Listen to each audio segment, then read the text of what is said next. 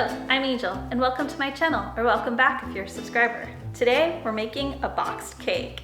So let's get to it.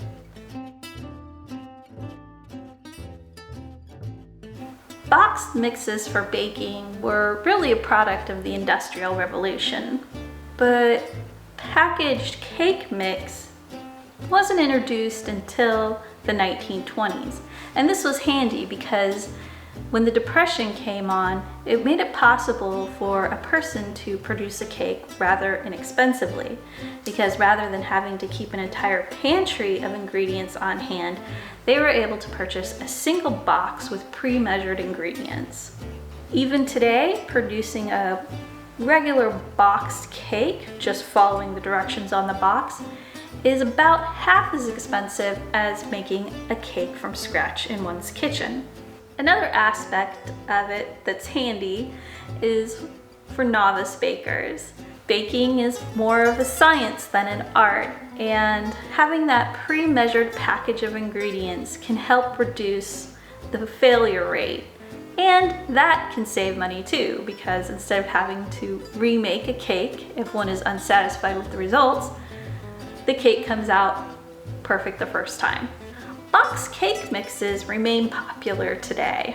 And today, I'm going to show you how to jazz up a boxed cake so that it tastes a little bit less boxy and a little more homemade without the hassle of homemade. Most box mixes call for vegetable oil or some other type of liquefied fat. The thing is, what tastes amazing is fat. And if you can swap out for butter, you've already improved the taste of your cake significantly. I'm using unsalted butter. I prefer to use unsalted butter in all of my baking because usually salt is another ingredient, and I don't want my baked goods to turn out being too salty. If this is all you do, swap out your vegetable oil for butter, you are already way ahead of everybody else using a box mix. If you want to take it a little bit further, you can double the amount of fat that you add. That'll make it even better because we love the taste of fat. But I'm not done here. I have a couple more things that I want to do. I'm going to replace my 1 cup of water with a cup of milk. And again, fat is the key. So if you're at the store and you're going to do this upgrade to your cake mix, go ahead and splurge for one of the small bottles of whole milk. That way you get maximum fat.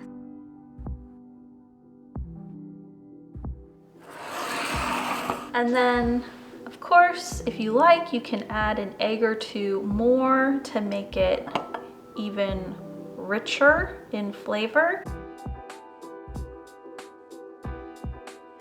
The biggest upgrade of all is adding a pack of pudding mix that is the same flavor as your cake mix.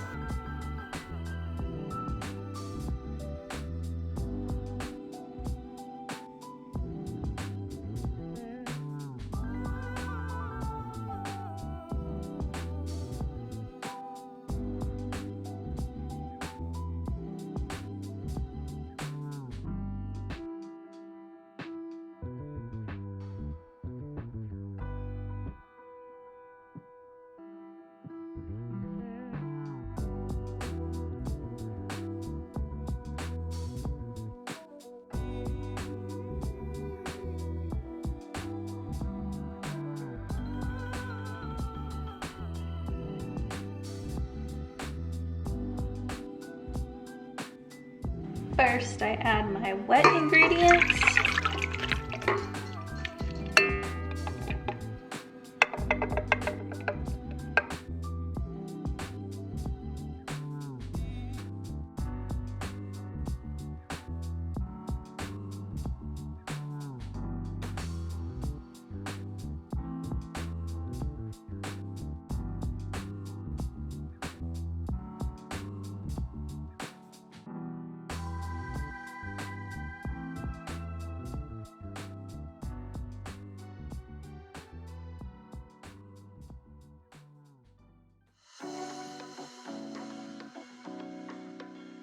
make layers instead of baking it as a sheet cake and frosting it as a sheet cake. Either cut that cake to make layers or pour the batter into separate pans in order to create a layered effect during the frosting process.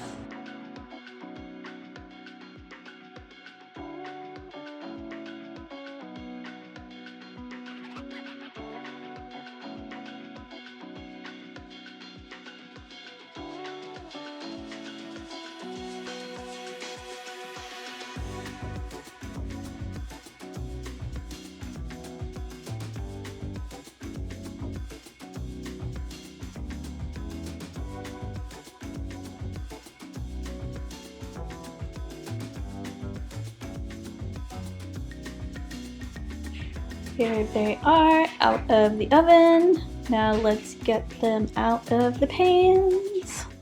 I don't have a cooling rack, so I'm just using this oven rack and covering it with parchment. I had some time, so I cut holes in it, like snowflakes, only out of wax paper. Now to let them cool, and then we'll frost them. It probably comes as no surprise, but I do not own a frosting spatula. As you can see, my husband is in the background. He's going to be making dinner for us. I'm going to be a little bit rushed frosting this cake. The important thing is that you notice the knife that I'm going to be using slightly off camera.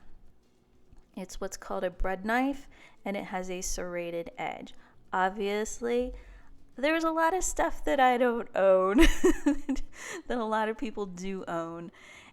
And normally in the kitchen, I will just use whatever I have on hand. A chef's knife and a paring knife. Those are the two things that I love more than any other knife in the drawer. But when it comes to cakes, this bread knife is the best thing to have to cut the cakes into layers and to cut the crowns off cakes, because it just slides through that cake like a hot knife through butter. I am going to be using a regular knife right out of my cutlery drawer to frost this cake. You don't need anything special because this is just a cake made with love. I'm not going to cut the crown off this bottom cake. I just turn it crown side down, and that has always worked for me.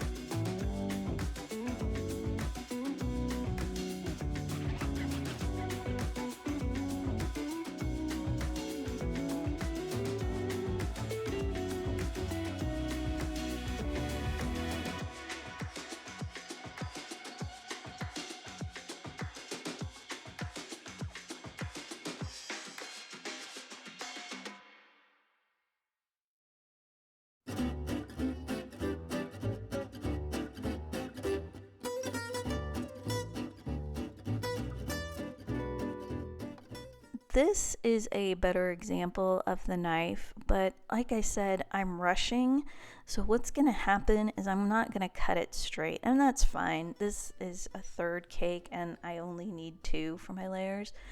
You can see that I'm cutting it quite crooked, but when you do this, you'll just take your time and cut it in even layers.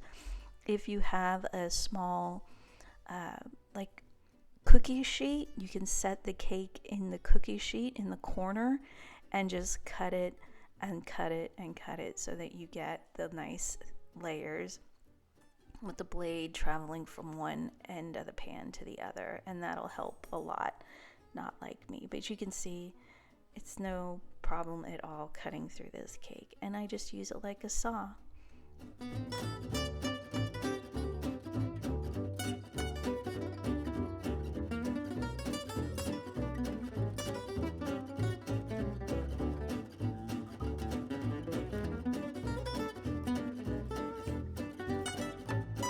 Any one of these tips is sure to make your next box cake a huge success.